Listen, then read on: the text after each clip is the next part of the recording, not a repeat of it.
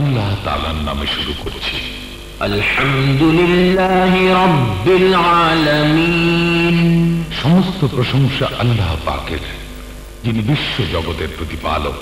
আর রহমানির রহিম, যিনি পরম করুণাময়, অসীম দয়ালু। মালিকি ইয়াউমিদ্দিন, যিনি শেষ বিচার দিনের মালিক। আলহামদুলিল্লাহ, অত্যন্ত মূল্যবান আলোচনা করলেন ভাইজান। আল্লাহ পাক রব্বুল আলামিন সে কথার উপরে আমল করার তৌফিক দান করুন, বলেন আমিন। সম্মানিত এলাকাবাসী, এই পর্যায়ে আপনাদের সামনে পবিত্র কোরআন ও হাদিস থেকে সংক্ষিপ্ত আলোচনা নিয়ে আসছেন হযরত মাওলানা মুহাম্মদ বাসিরউদ্দিন সাহেব, ইমাম ও খতিব, বিরাল্লাহ সরকার বাড়ি জামে মসজিদ। হযরতের মূল্যবান পেশ করার জন্য সকলে অনুরোধ করছি।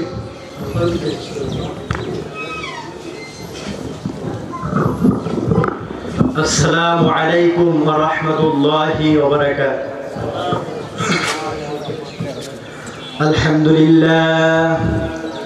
الحمد لله كفى وسلام على عباده الذين اصطفى. أما بعد فأعوذ بالله من الشيطان الرجيم. بسم الله الرحمن الرحيم. محمد رسول الله والذين أشداء على الكفار رحماء بينهم. وقال النبي صلى الله عليه وسلم: تركت في أمرين لن تضلوا ما تمسكتم بهما كتاب الله وسنة الرسول، أو كما قال عليه الصلاة والسلام. عشق محبوب خدا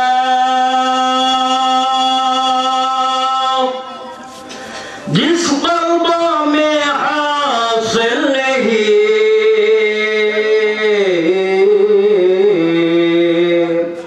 लाखों मोमिन हो मगर ईमान में कामिल नहीं।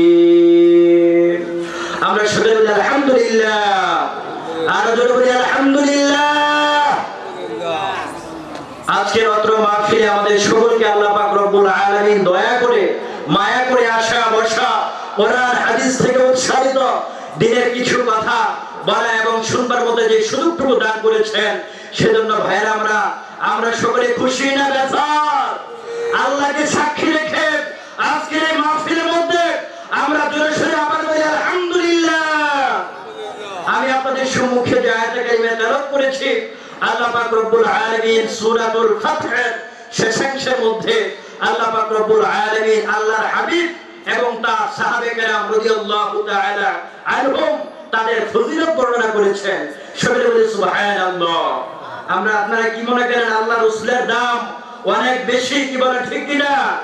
তার সাথে সাথে সাহাবে কেরামদের দামও অনেক বেশি, কি বলে ঠিক না? আল্লাহু আকবার। সাহাবে কেরামদের চলাফেরা, আচার ব্যবহার, তাদের কথাবার্তা, এদের আদর্শ, এদের চরিত্র, এগুলা দেখে আল্লাহ পাক রব্বুল আলামিন তিনি সরাসরি কোরআনের মধ্যে আল্লাহ পাক রব্বুল আলামিন তাদের ফজিলত বর্ণনা না করে পারলেন না। সুবহানাল্লাহ। আল্লাহ পাক রব্বুল আলামিন কি বলে প্রশংসা করছেন? মুহাম্মাদুর রাসূলুল্লাহ ওয়াল্লাযীনা মা'আহু আশিদ্দাউ আলাল কুফফার রুহামাউ বাইনাহুম। সুবহানাল্লাহ। আল্লাহ পাক রব্বুল আলামিন আল্লাহর হাবিবকে উদ্দেশ্য করে বলেন, মুহাম্মদ তিনি হলেন আল্লাহ পাক রব্বুল আলামিনের পক্ষ থেকে প্রেরিত রাসূল। সুবহানাল্লাহ, আল্লাহু আকবার। সাথে সাথে সাহাবে কিরামদেরকে উদ্দেশ্য করে বলেন যে আমার সাহাবে কিরামরা তাদের চরিত্রটা এমন, তাদের আদর্শটা এমন যে তারা যেরকম ভাবে বাতিলের মোকাবেলায়, ইসলাম বিদ্বেষীদের মোকাবেলায়, কাফের মুশরিকদের মোকাবেলায় তারা যেভাবে বজ্র কঠোর দীপ্ত কণ্ঠে স্লোগান দেয়, ঠিক তেমন ভাবে পরস্পরের মধ্যে, নিজেদের মধ্যে ঠিক তদ্রূপ সহনশীল। আল্লাহু আকবার, সকলে বলে সুবহানাল্লাহ।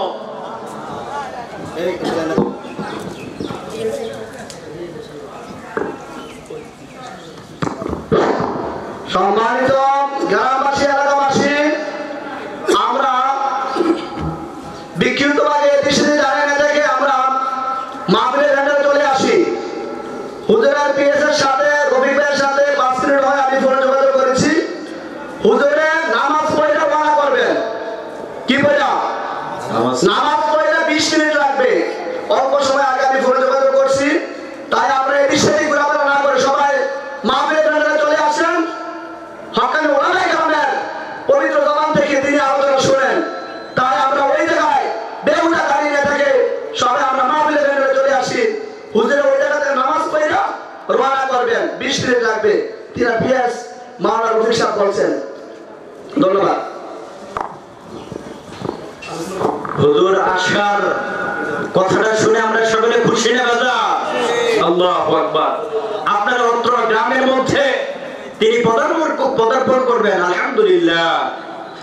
সম্মানিত দিন দরদি ভাইরা আমার, যে কথাটা বলতেছিলাম, আল্লাহু আকবার, আল্লাহর হাবিবের প্রশংসা তিনি বর্ণনা করেছেন আল্লাহ পাক রব্বুল আলামিন।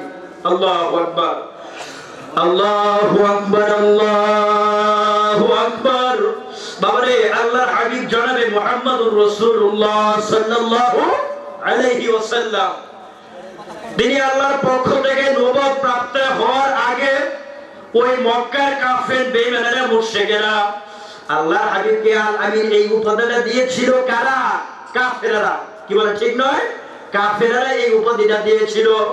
আল্লাহর রাসূলের কত ভালোবাসতো, কত সালাম কালাম, কত হাদিয়া তোহফা, সম্মানের কোনো শেষ নাই একমাত্র আল্লাহর রাসূলের আদর্শ দেখে। আল্লাহু আকবার, আল্লাহু আকবার। বাবারে, যখনই আল্লাহর হাবিবের উপর কোরআন অবতীর্ণ হওয়া শুরু করলো, নবুয়ত প্রাপ্ত হইলেন, ঠিক যখন আল্লাহর হাবিব জনাবে মুহাম্মদুর রাসূলুল্লাহ মাঠের মধ্যে ছড়ে পড়লেন, জমিনের মধ্যে ছড়ে পড়লেন, কুলু লা ইলাহা ইল্লাল্লাহ তুফলিহুন। আল্লাহর হাবিব যখন মক্কার কাফের মুশরিকদেরকে যখন দিনের দিকে আহ্বান করা শুরু করে দিলেন, যখন দিনের দিকে দাওয়াত দেওয়া শুরু করে দিলেন, আল্লাহু আকবার, আল্লাহ রাসূলকে পূর্বে যেইভাবে হাদিয়া দিত, যেইভাবে তোহফা দিত, আল্লাহ রাসূলকে আমি যেইভাবে সালাম দিত, আল আমিন বলে ডাক দিত, আদর যত্ন করত, ওই আদর যত্ন তো কিছুটা কমে নাই, বরং একবারে বন্ধ হয়ে গেছে। বাবারে, আল্লাহর হাবিব যখন তিনি দাওয়াত দিতেন, ওই মক্কার কাফের মুশরিকেরা, যেই মক্কার কাফের মুশরিকেরা আল্লাহর হাবিবরে আল আমিন বলে উপাধি দিয়েছে, আল্লাহর হাবিব একমাত্র আল্লাহর কোরআন, আল্লাহর জমিনের মধ্যে এই কোরআনের রাজ কায়েম করার জন্য যখন মুসলমানদেরকে দিনের দিকে দাওয়াত দেওয়া শুরু করতে লাগলেন, আল্লাহর হাবিবকে এমন ভাবে টর্চার, আল্লাহর হাবিবকে এমন ভাবে নির্যাতন করা শুরু করে দিল। আল্লাহ আল্লাহ। বাবারে, তার শরীরের মধ্যে একটা মশামাছি বসা পর্যন্ত হারাম হারাম হারাম ওই আল্লাহর হাবিবের গায়ের মধ্যে এমন ভাবে আক্রমণ করা শুরু করে দিল। আরে, আজকে আমরা ওয়াজ মাহফিল করে, আজকে আপনাদেরকে দিয়ে দাওয়াত দেই, আমাদের তো পাথরের আঘাত আসে না, বরং আমরা কি পাই? হাদিয়া তোহফা পাই। কি বলেন? ঠিক না? আল্লাহ রাসূল তিনি পাথরের আঘাত খেয়েছেন, আর আমরা গেলি শুধু আপেল আর কমলা। কি বলেন? ঠিক কিনা? আল্লাহ জানে কোনটা অরিজিনাল। আল্লাহু আকবার। আল্লাহ আমাদের সকলকে দিনের সহিহ বুঝদান করুন। আল্লাহর হাবিব যখনই দাওয়াত দেওয়া বাইর হইতে, আরে আল্লাহ রাসূলকে পাথর দ্বারা নিক্ষেপ করা শুরু করলো। এক পর্যায়ে ঘটনাক্রমে আল্লাহ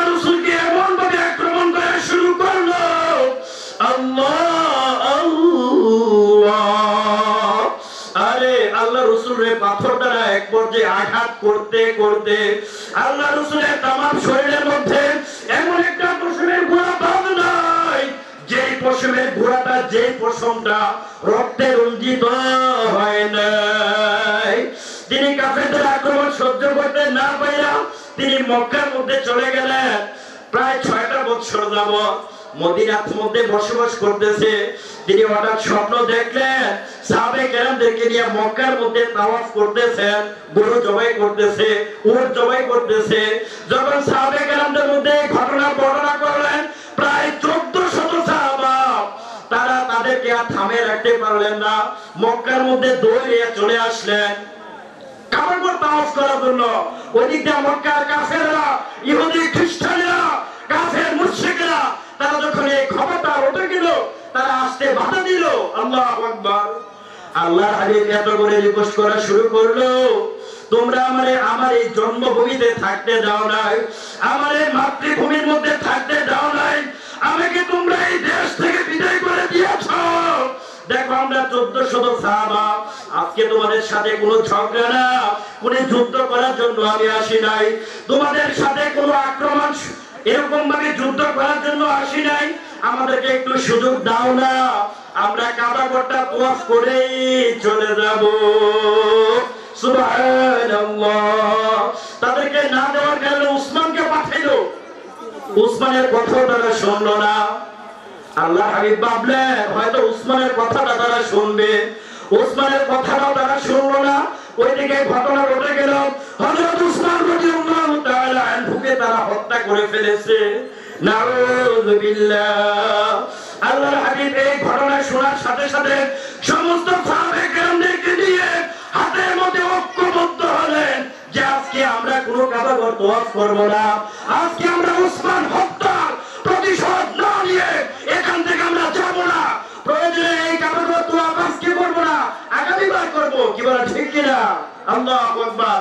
কোন সময় দেখা যায় কাবা ঘর তাওয়াফ করা স্থগিত হয়ে যায় জিহাদের মধ্যে আগে ঝাঁপিয়ে পড়া লাগে। কি বলা ঠিক না?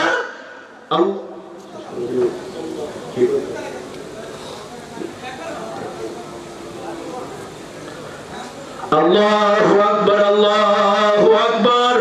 বাবারে, যখনই আল্লাহর হাবিব সাহাবে কেরামদের মধ্যে হাতের মধ্যে ওয়াদাবদ্ধ হলো যে কেন এই উসমানকে হত্যা করা হলো, হযরত উসমান তিনি আল্লাহর তোমার একটা সাহাবী অন্যায়ভাবে নির্যাতন কইরা কেন উসমানকে হত্যা করা হলো।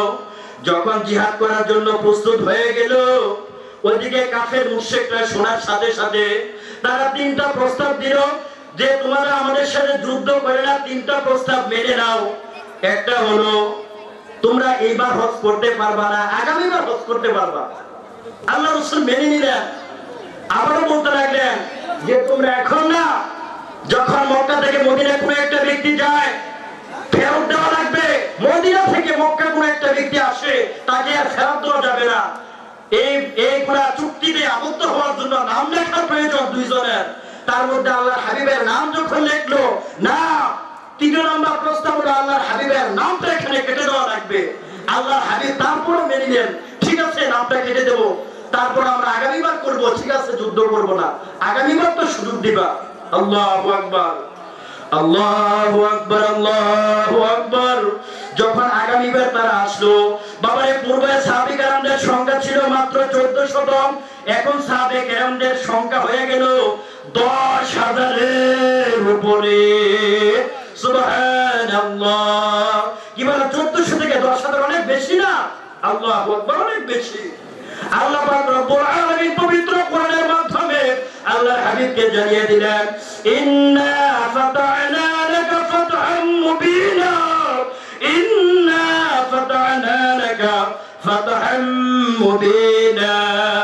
ওহে আমার হাবিব, নিশ্চয় আমি এই সন্ধির মাধ্যমে আপনাকে উত্তম সফলতা দান করেছি। সুবহানাল্লাহ। আল্লাহ পাক রব্বুল আলামিন আয়াতের শেষাংশে আল্লাহ পাক রব্বুল আলামিন সাহাবে কেরামদের প্রশংসা করছেন। তিনি বলতেছেন, ওয়াল্লাযীনা মাহুম আশিদ্দাউ আলাল কুফফার রুহামাউ বাইনাহুম। আমার সাহাবে কেরামরা তারা কেমন? তারা যেরকম ভাবে মুশরিকদের মোকাবেলায় তারা যেভাবে বজ্র কঠোর দীপ্ত কণ্ঠে স্লোগান দেয়, ঠিক তদ্রুপ ভাবে পরস্পরের মধ্যে একবারে পরস্পরের মধ্যে দয়াময়। আল্লাহু আকবার, আল্লাহু আকবার। সাহাবায়ে কেরামরা যুদ্ধের ময়দানে গেছে, বাপে ছেলেকে বাড়িতে এসে বলতে লাগলো,